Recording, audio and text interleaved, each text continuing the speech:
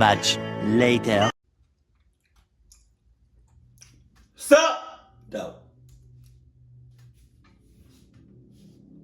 Craigslist is nowhere near what it used to be. It's been replaced by websites. What you mean what it used to be? What it used to be? I feel like it's always been club. Since the first time it opened. Since the first time it went public. I don't know when it came out. I don't know the people or person that's behind Craigslist. But they knew what they was doing from the very beginning. Talking about it's not what it used to be. Hell no. It's like Facebook Marketplace and Poshmark. Maybe a big reason for this stems from not just the rampant scams on the website, but also because it's the go-to site for a lot of creeps. So for old time's sake, here are 3 Craigslist ads with disturbing backstories. This was an ad posted in Kansas City a month ago that a viewer by the name of Christian sent in. It's a harmless-looking ad for an old vacuum cleaner. This was posted in the For Sale by Owner section and listed as free. It was titled, Free Dirt Devil Vision Bagless Canister. The ad description said, I'm giving away this perfectly working Dirt Devil Bagless Vacuum Cleaner. My wife and I got a new vacuum and no longer need this. First come, first serve. Will disclose address after communication. The listing left a phone number to contact, and so Christian replied to the ad, sending a text saying he's interested, and promptly got a response. The reply back was, hello, what is your name? To which he replied, Christian, what's yours? They replied, Jackie, nice to meet you. The vacuum is all yours. When can you come pick her up?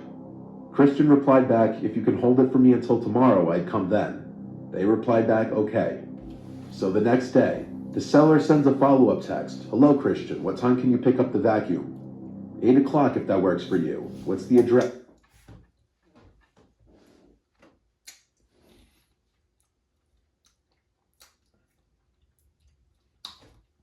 8 o'clock a.m. or p.m.?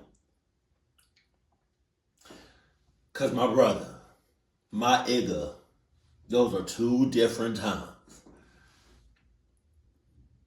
Come on now. They replied back, sounds good to me. Give me a call. I'll explain how to get here. So at this point, Christian calls the number as directed, and a man's voice answers the phone. Not the female voice he was expecting after the seller introduced himself as Jackie. Christian asked if this were Jackie he was speaking with, and the man said no, that's his wife, and that she's not available right now. This was the first red flag for Christian, since it was the same number he was contacting the whole time, yet apparently both this man and his wife were using it, which would just seem a little unusual to anyone, since no one really shares cell phones. The man on the phone introduced himself as Brock, and explained how to get to the location. Brock? He gave Christian the cross streets to what he described as his warehouse, which he'd have to open the gate for.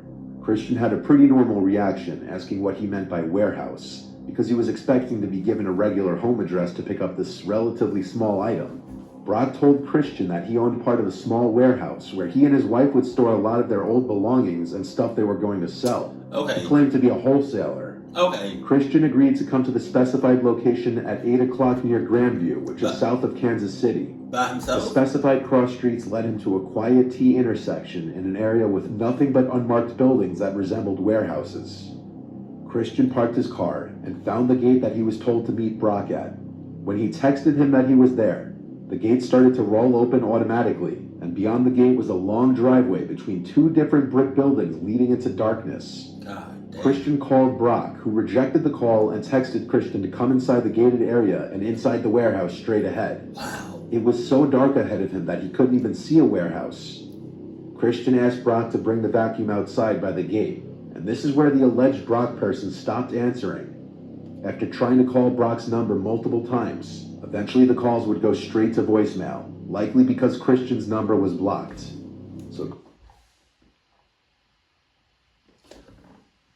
So, my brother, my nigga, how long is it going to take you to realize that you're in a cluck-ass situation?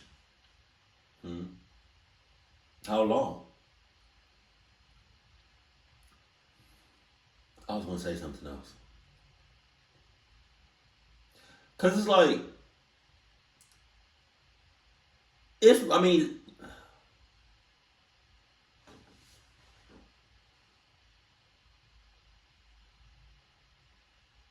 I got a red flag somewhere, and I've been wanting to throw these red flags like it's nothing. Like, you've been texting this person all day, every day, until this moment. And then the person, Brock, what kind of name is Brock anyways? Let me go ahead and add you to the club names list.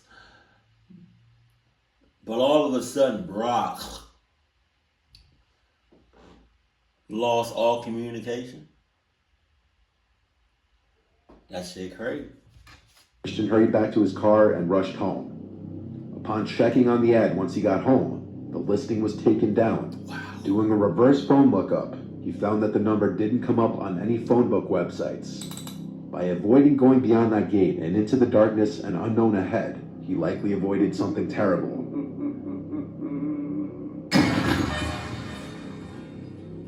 The following Craigslist ad was posted on May 24th of 2012.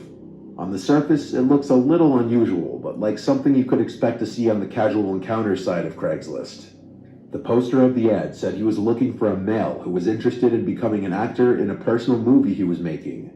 His requirements for the person included being between the age of 18 and 35 and good looking, and including a face and body picture. He also stated he wasn't going to pay them anything, as the movie was strictly for his own pleasure. At the bottom, he states he's not looking for sex. The poster of this ad was Luca Rocco Magnota, a notorious Canadian murderer who had a whole documentary made after him. God damn.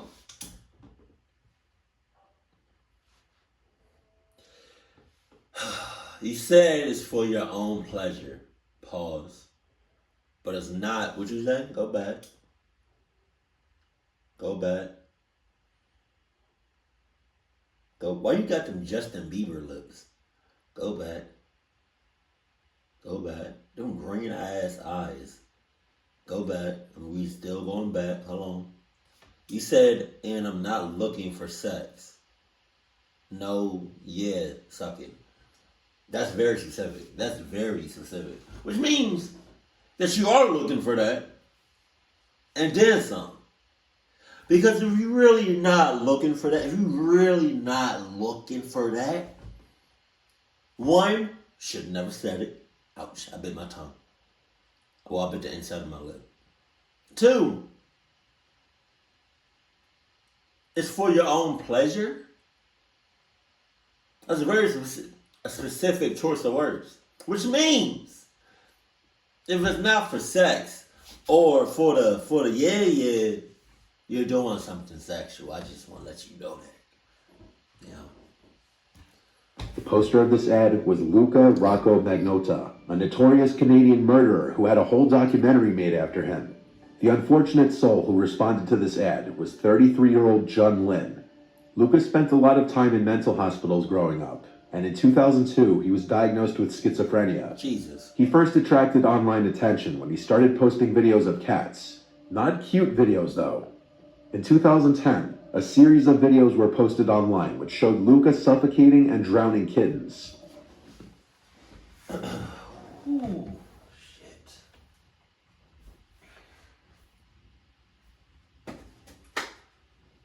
Yeah, I had to get up for that one. Yeah, that. I had to, yeah.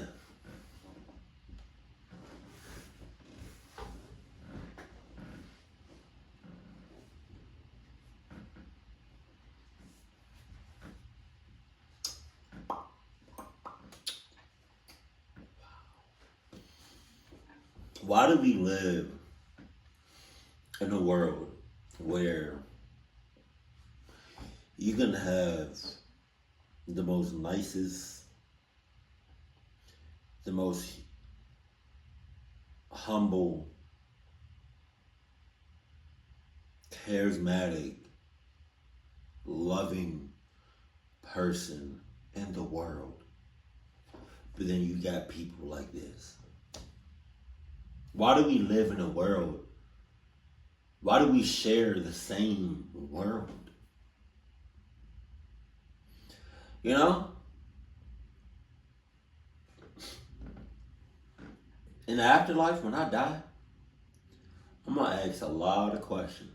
A lot of questions. And I really hope they get answered because some of this don't make sense. Some of this don't. It just doesn't. Like, there's no words for people like them. Yeah.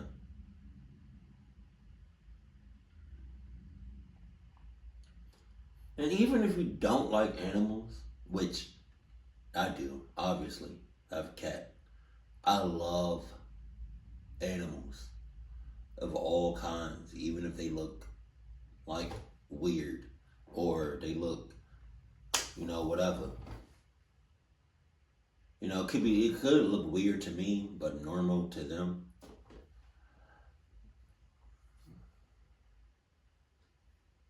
It's just, God, I cannot get past, or I cannot understand, or forgive anybody that abuses, hurts, mistreats animals in any kind of way. Like, I mean, I understand you training, so you may have to like pop them on the butt or whatever, cause you training them to get better. But dude, God damn,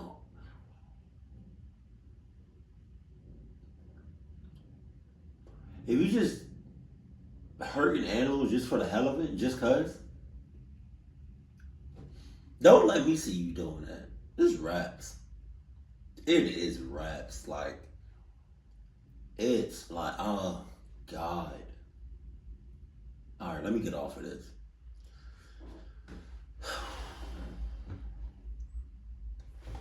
Jesus. These were not his first crimes. He had already been convicted of fraud in 2004 after racking up $17,000 on a friend's credit card, and in 2005 he was accused of sexually assaulting a woman.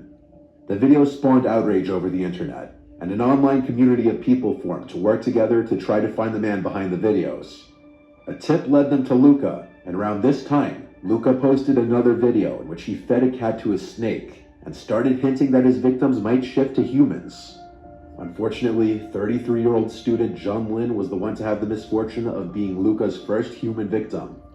Jun was a lonely Concordia University student who didn't have many friends and had only been in Canada for a couple of years. Jesus. Jun responded to Luca's ad, and they met that same night. Security footage captured... Oh, I remember this. Somebody did a video on this. I don't know who it was, but I remember this because I remember this video right here. Oh yeah. I know what happens next. Entering Luca's building, and that night, Jun sent a text to his ex that he would see in the morning, saying good morning. It would be his final text. The next day, Luca posted another video called One Lunatic, One Ice Pick. The video captured the savage murder of Jun Lin. In it, Luca stabbed Jun with an ice pick while he was tied up, before performing unspeakable acts and dismembering his body. A few days later, viewers of the video were attempting to report the crime to police, but the reports were dismissed by police because they believed the video was fake. By then, Luca had already started disposing of the body. CCTV footage captured him throwing bags into a bin. Yo, as officers or like security, anybody, man, I don't know. Like, we live in a world now where like some of them like most craziest shit off the wall you would have never thought in a million years that somebody can do some of the things that they do. Even if it's on camera, you'd be like, oh, I don't believe that. That's too good. Nobody would ever do that.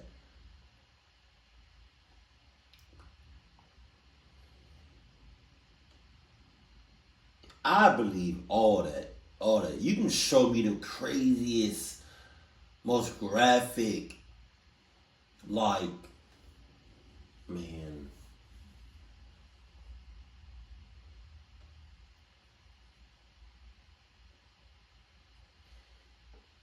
See, I already believe anything. Well, no, all right.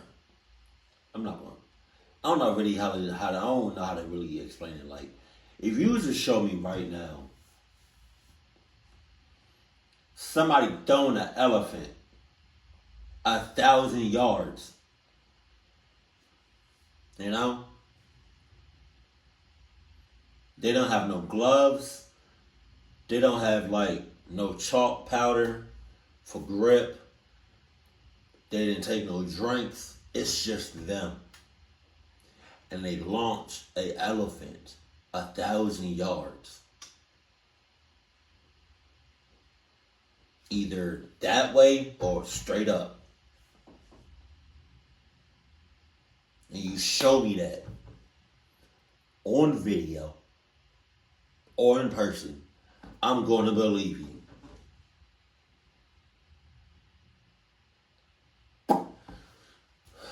While wearing John's t-shirt, on the 29th of May in Montreal, Mike Nadeau, who worked as a janitor, found a suitcase that had been sitting outside the apartment building he worked at for days.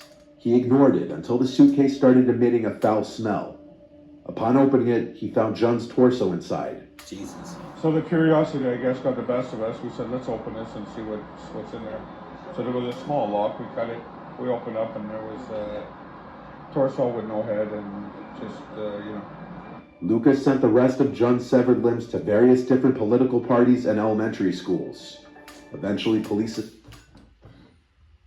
know what's crazy? All these people right here. All these people. A few people probably do have like a sixth sense or seventh sense. But I wish more people had that. Specifically, I really hope one of these people had it. Because it's just like, you walk right past them. I don't know if I seen this in a video that I watched, but like, you walk right past them.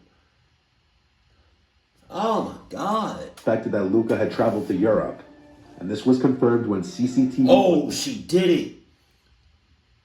I saw her hand move. She was like, oh, that stink. Watch. Go back.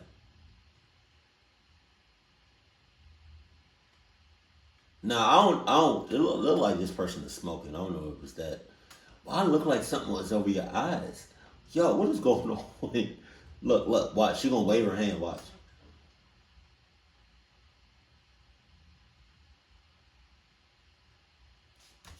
That Luca had traveled to Europe, and this was confirmed when CCTV footage caught him in Germany. Authorities were able to arrest him in an internet cafe in Berlin on the 4th of June, where he was sitting... Damn! Damn! Yo, shit! Yo, I didn't see none of this. They came in with the quick... Yo! It was like they was waiting on his ass. They came in and they look like military or like security personnel. But like if they not, I don't know. They came in quick. They was on his ass like back pockets. Shouts out to the Drake line. Like, I didn't even... Shit. Where he was sitting reading articles about himself. In 2014, he was found guilty of first-degree murder, publishing obscene materials, committing an indignity on the body, and criminally harassing the Prime Minister, and he was sentenced to life in prison. Thank God. Knowing all of this information makes this little Craigslist post that usually wouldn't bat much of an eye in the casual encounter section incredibly disturbing. This last one happened to a freshman girl in college who I'll refer to as Christina. Jesus. Christina was strapped for cash and was looking to sell her prom dress and other dresses she no longer planned on using. So she made a listing on Craigslist with pictures of all the dresses, including 2 pictures of her wearing the prom dress. Christina left her number in the Craigslist ad to be contacted on, which for a young girl putting 2 pictures of her body on Craigslist of all websites wasn't a good idea. Not surprisingly, she got a phone call within the hour, and it was someone who claimed to take interest in the dresses.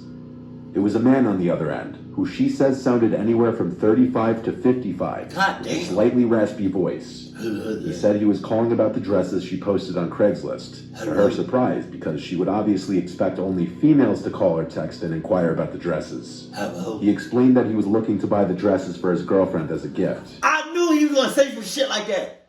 You know what I mean? I knew he was gonna say either I thought he was gonna say something like I'm buying the dresses for my daughter, you know, or for my cousin, or for my friend. Something along the lines. I knew it. I knew you're a cluck ass. And he wanted to know if they'd fit her. So Christina told him all the sizes and prices per dress. The man asked for more pictures of the dresses if possible, which she agreed to. So she kept him on the phone on speaker while she took more pictures of the dresses laid out on her bed.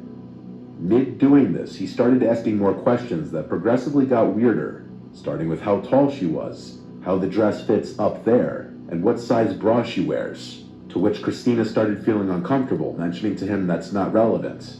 He apologized and said he just wanted to make sure it would be a good fit for his girlfriend. He then proceeded to ask if the dresses were tight on Christina, and she replied some of them are moderately tight.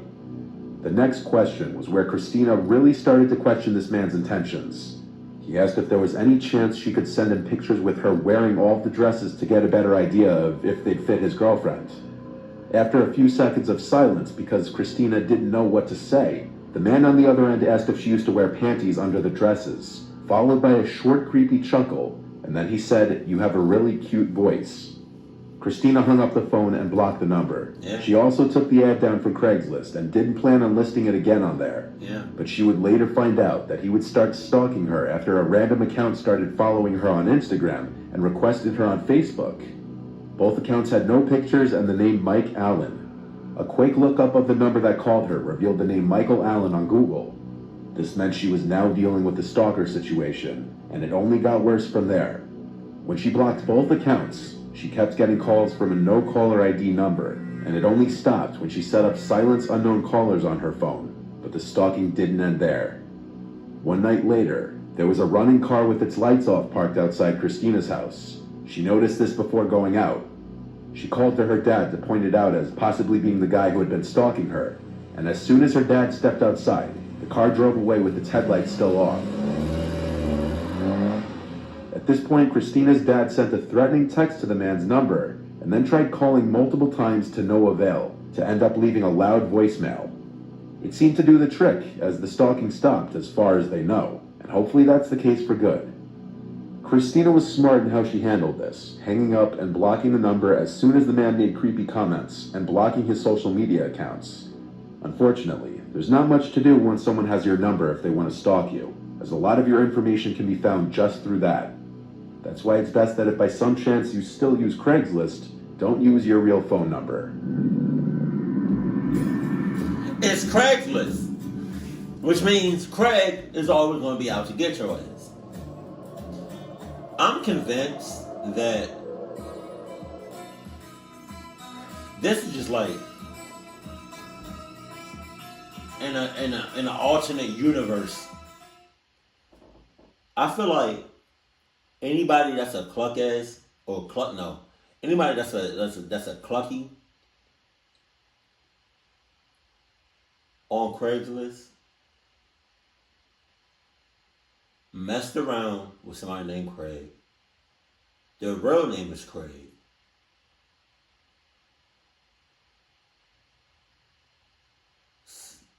Just really those two options.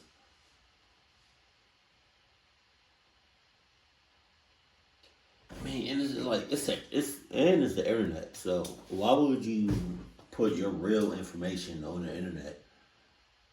Jesus.